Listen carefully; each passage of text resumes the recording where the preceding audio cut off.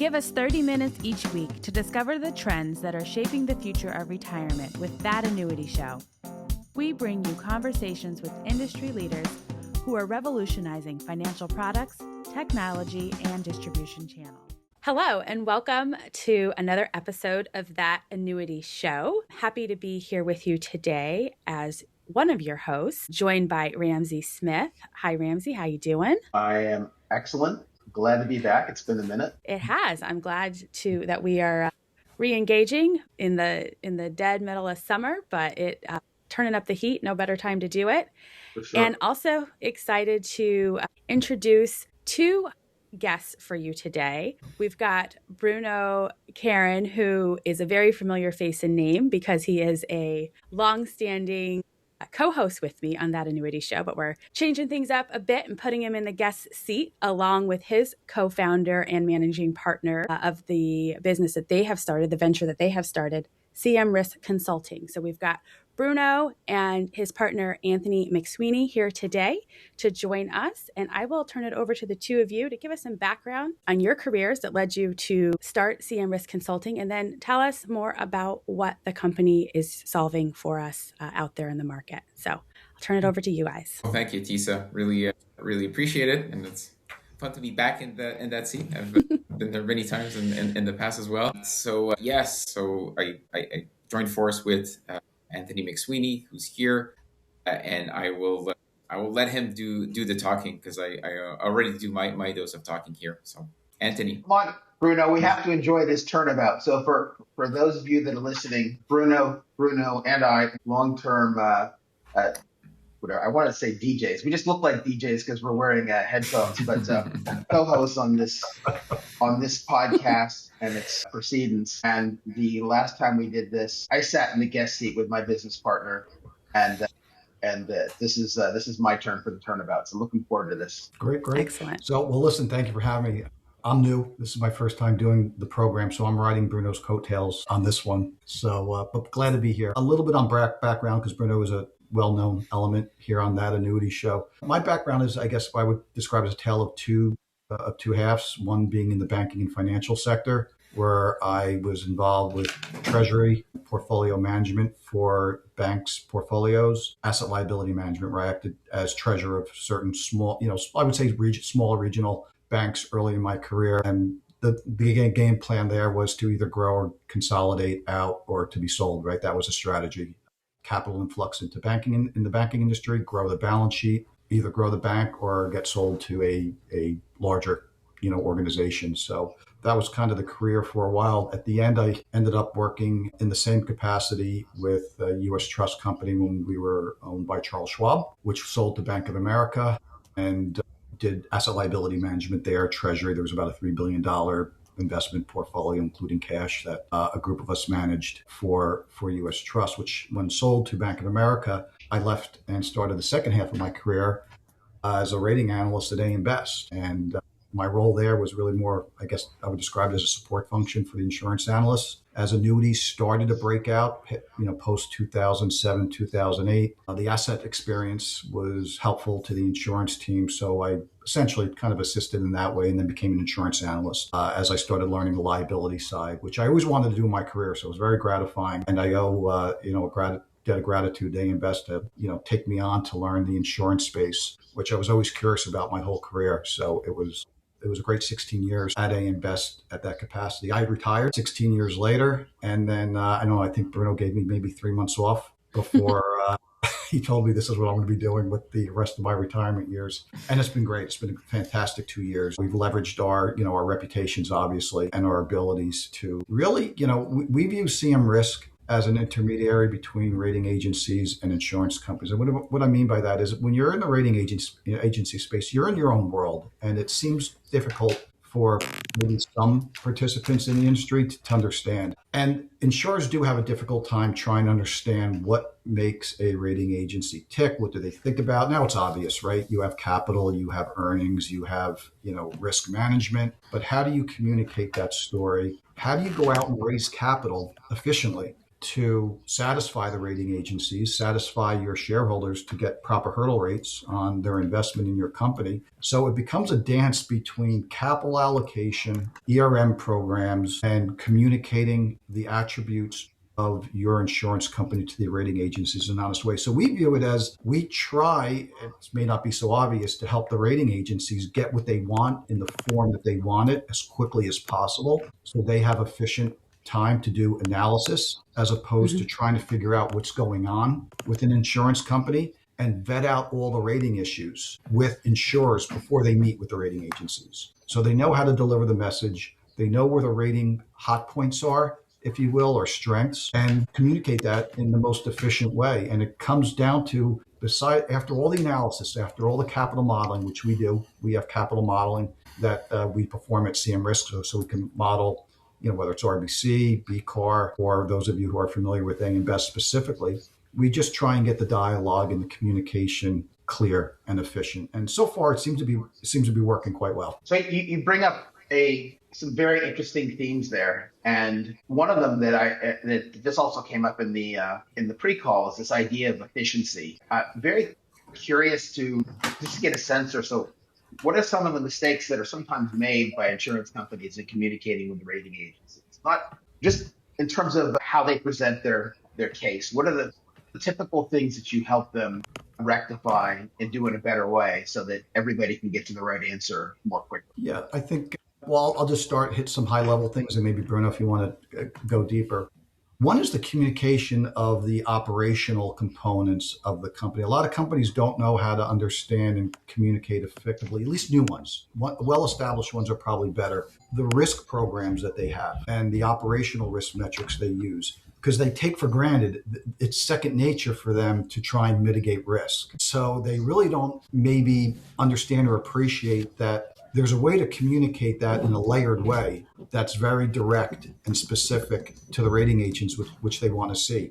And it could be as simple as just, everyone knows about risk limitations, right? Excuse me, you need those. But when you look at key indicators, if you look at risk tolerances, if you look at, some companies monitor capital and BCAR, but they don't communicate it to the rating agencies. So we try and go in and beef up any of their holes that they may have in ERM modeling or operational components and improve that story.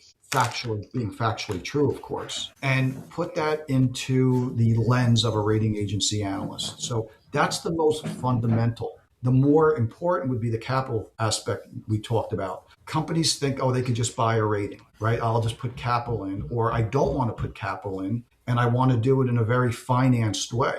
We get through that dialogue and trying to get companies to understand that, maybe a heavily financed transaction will not give you the bang for the buck from a rating perspective because a quality of capital would be viewed differently. So those are kind of the high levels. We could go into surplus notes. We could talk about preferreds. We could talk about LOCs, parental supports, capital maintenance agreements. They all have different attributes. And we kind of walk through those conversations with not only insurance companies, but the investors who are backing them up. Because I was just going to say, so we have a very sort of broad audience here. Right. Varying levels of sophistication around different parts of I'll call it the insurance ecosystem. For some of these things, maybe just very, very quickly, just mention what BCAR does without even having to get into specific details. And any BCAR, other sort of terms, we just have to put a quick definition on it. Sure. Yeah. Well, if you BCAR means best capital adequacy ratio, and it's another form of RBC, risk-based capital. So when you look at insurance companies, whether through the regulatory lens, you're looking at the company actionable level for capital, you're looking at the NAIC risk-based capital ratio, and AM Best has their own bespoke model. That's important when you're in the space, right? Now, to your broader audience, this is probably going over maybe their head at some point, but it's very important to understand those attributes because that's the beginning of the rating process, right? AM Best needs to aggregate industry data and have one method, and this is just my opinion, my view of it, being a capital model, so that AM Best can quickly take information in the industry on every single company and have a picture of what they're looking at before they start asking questions. And it gives you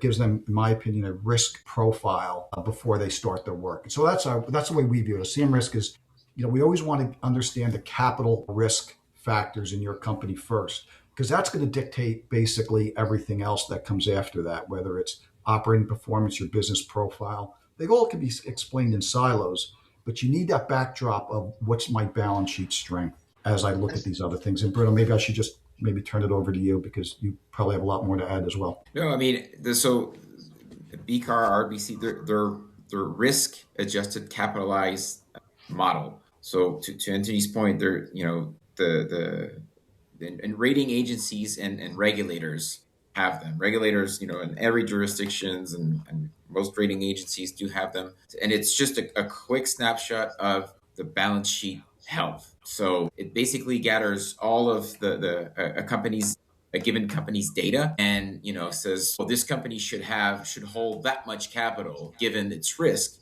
And it compares that to the actual amount of capital that it has. And it comes up with some sort of relative measure. That's usually the mindset of risk-adjusted capitalization. Yeah. So essentially, BCAR is yet another tool, along with RBC and other things that is specific to AM Best, that is relevant to helping communicate to the market with how a broad measure of relative risk. Yep. So the next question I have is in terms of how you engage. What does typical engagement look like? Is it a month? Is it 6 months? How long does it take for you to maybe engage with a new carrier, as you sort of mentioned, that some of the new carriers are still figuring this out? Like, what does that process look like?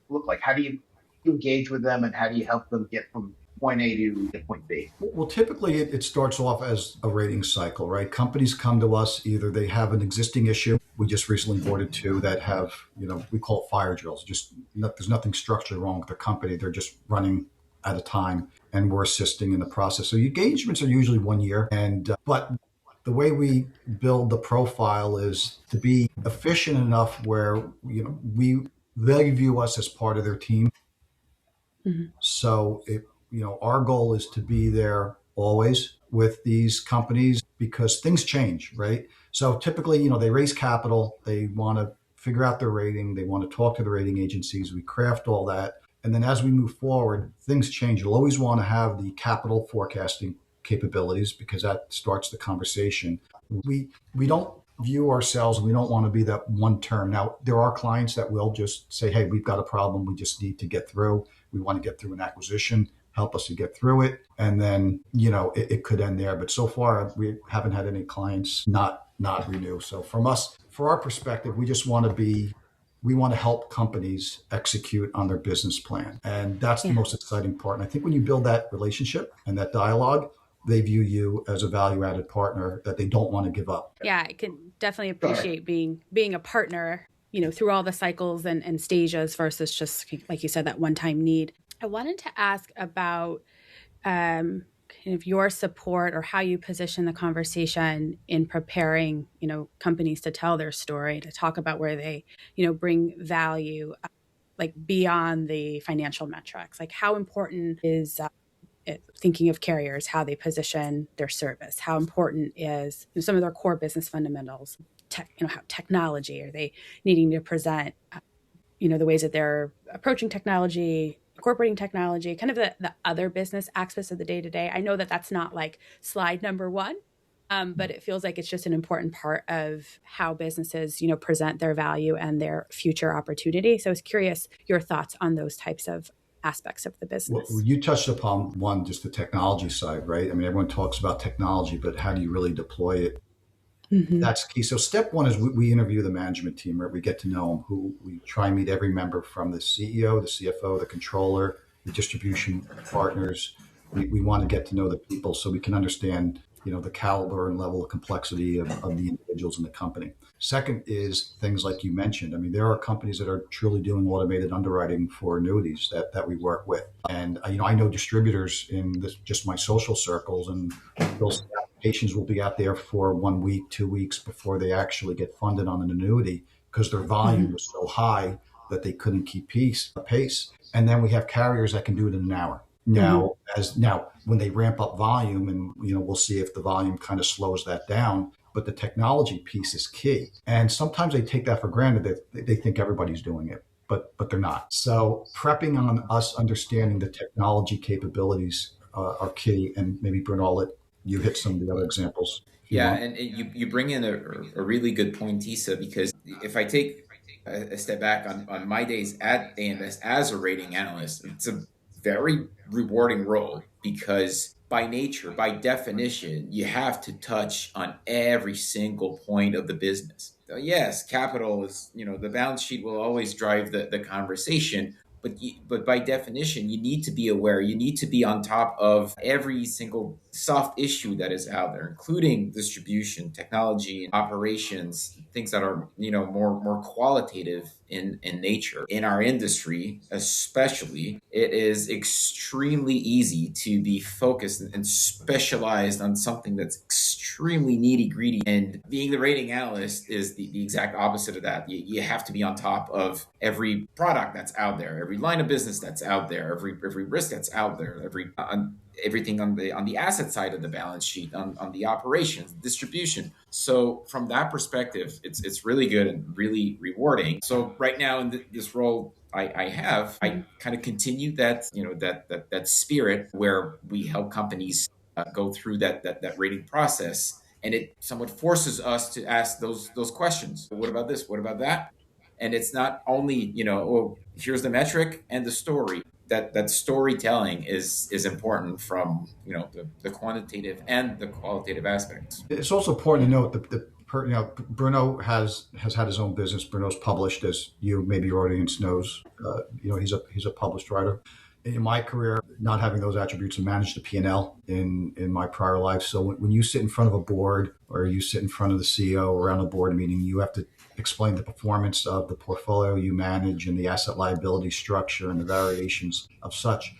You develop a characteristic where you understand the people sitting on the other side of the table. And a lot of the times in rating agency space, you have people like Bruno mentioned that worked on one aspect of, let's say, the balance sheet, or one aspect of the liability side of the balance sheet, let's say on product design. And understanding that holistic view of how all that gets combined and how you communicate it, because it comes a point of communication. You have very smart people, but can they communicate a story and strategy that can be monetized by a group of individuals? That's where the overlying, I think, talent and skill set is. Yeah. Yes. There's parallels there too, because it's not unlike the distributor's challenge of recruiting agents, and it's not unlike the agent's challenge of prospecting and attracting, clients to work with them. It is that ability to take complex information, build that trust, and communicate values. Surprisingly, not all management teams know how to do that. Surprisingly, I mean, very, very. And you're here to help them. You're here to help them do that. We try. Well, we try and make it simple, right? Keep it simple. It still has value in today's world, even though we're in a very complicated world compared to 30 years ago. But that still applies. We started out this conversation focusing on communication and talking about capital, and then really in the back of Tisa's prompt, it's like, what about operations? How much the advice you give not only focuses on reflecting better communication of what they already do, but how much does the work you do help them make some strategic decisions, right? Do you also focus on giving them advice that helps them make strategic decisions during the course of your engagement? Yeah, I think the most important one relating to strategic decisions is always around capital and the structure of capital and the amount of capital. I know, it goes beyond that, but I've been involved in my career in a few integrations in my life, and it's hard to give advice on cultural integration risks, right? Because those are all in the details that, when we sit in the C-suite of companies, they're focused on strategy, right? I would not say that they're looking for us to say, hey, how do we manage the integration of the people within our organization? That I would say is not in our bailiwick, because we're not close enough to have an opinion on the individuals in an operation. We can comment on headcount. We can comment on technological capabilities of both companies and discuss how you're going to integrate it. But most management teams, when they're that far in the integration, they know what those challenges are, and they know the path they have to take from an operational standpoint. Now, again, the difficult thing is your commitment to the company you're buying from. In some cases, you're buying a company and they're saying you have to keep the people for 2 years to make the deal happen. We don't want you to drop 30% of our headcount. That's beyond us.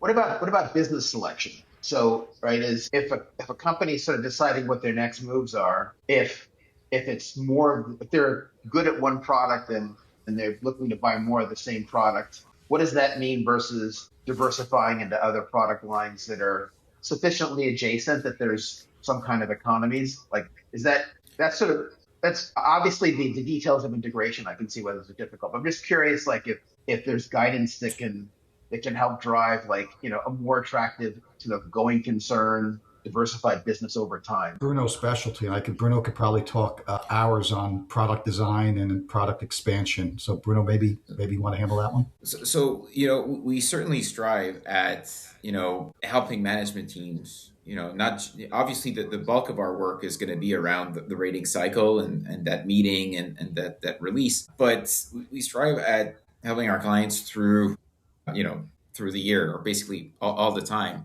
And our entry ticket is like we have the expertise within the rating space, but every conversation that they're doing, either product expansion, reinsurance, capital, whatever that is, they'll usually ask for us how is the rating agencies, how are the rating agencies going to view this? And it could be, not eventful. It could be a little eventful, but to spark that conversation every time usually brings in, more conversations and more in-depth analysis. So yes, like at the end of the day, this is where our value add is. Yeah, and Bruno brings a good point about reinsurance, right? Because that's a topic. Well, you're a separate show, right? You could do several on that.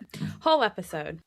Right. But we always try and stress when we talk to companies, we try and understand what their reinsurance partners and relationships are like, what their balance sheets are, and really promote good open communication with the rating agencies, because that's what they want, right? The rating agencies, and for those that are going to be listening on this podcast, that's what they're hungry for. When they don't see what they're looking for, maybe they don't know how to ask for it, it just raises questions. So transparency. And most companies are that way. We kind of help them through that process don't worry about highlighting a risk, because you have an ERM program that protects you from that. Your reward, your economic return for taking on that risk is there. Well, it goes back to your earlier question, Ramsey, and what are the most common themes that we see. And it's very normal for business people to start a business and be very enthusiastic about it, and the number one thing they say that we're growing and our ROEs are really high. And so yes, it's good, but from a ratings perspective, let's peel back the onion here. That's more liabilities backed by how much capital. Same with ROE. So you have to view the rating agency as kind of the way I see it is the rating agencies are kind of the counterpart with investors. And investors want to purchase a company for the least amount of capital as possible, or grow a business with the least amount of capital. And the rating agencies want require the most amount of capital. So at the end of the day, it's a balance. It's a toggle. It's a dance. However you want to. It's an equilibrium. Mm-hmm.